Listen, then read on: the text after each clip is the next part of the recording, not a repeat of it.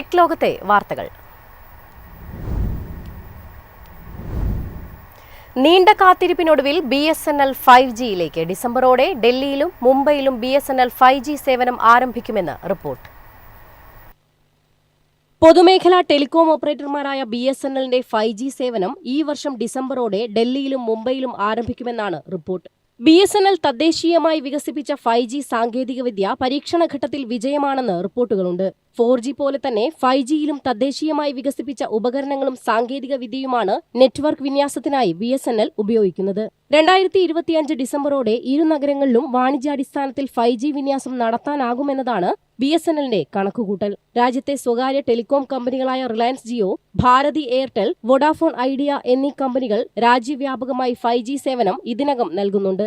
എന്നാൽ വളരെ വൈകിയാണ് BSNLന്റെ 5G സേവനം രാജ്യത്ത് തുടങ്ങുന്നത്. എന്നാൽ ഭാരത് സഞ്ചാർ നിഗം ലിമിറ്റഡിന്റെ 4G വിന്യാസം പോലും ഇതുവരെ പൂർത്തിയായിട്ടില്ല.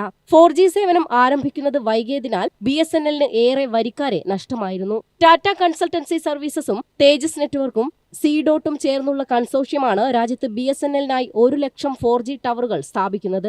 25,000 കോടിയിലേറെ രൂപയുടേതാണ് കരാർ.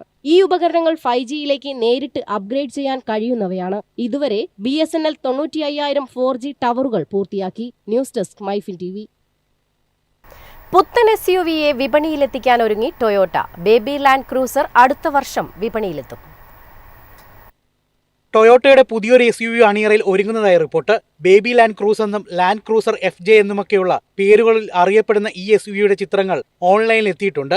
ലാൻഡ് ക്രൂസർ FJ എന്ന് വിളിക്കുന്നുണ്ടെങ്കിലും ലാൻഡ് ക്രൂസർ കുടുംബത്തിലേക്ക് തന്നെയാണോ എന്ന് ഉറപ്പില്ല. അടുത്ത വർഷം രണ്ടാം ഭാഗത്തോടെയാവും ടൊയോട്ട ഔദ്യോഗികമായി ഈ SUVയിലേക്ക് വിപണിയിലെത്തുക. ടൊയോട്ട ഫോർച്യൂണറിന് താഴെയാവും ഈ SUVയുടെ സ്ഥാനമെന്നാണ് കരുതപ്പെടുന്നത്.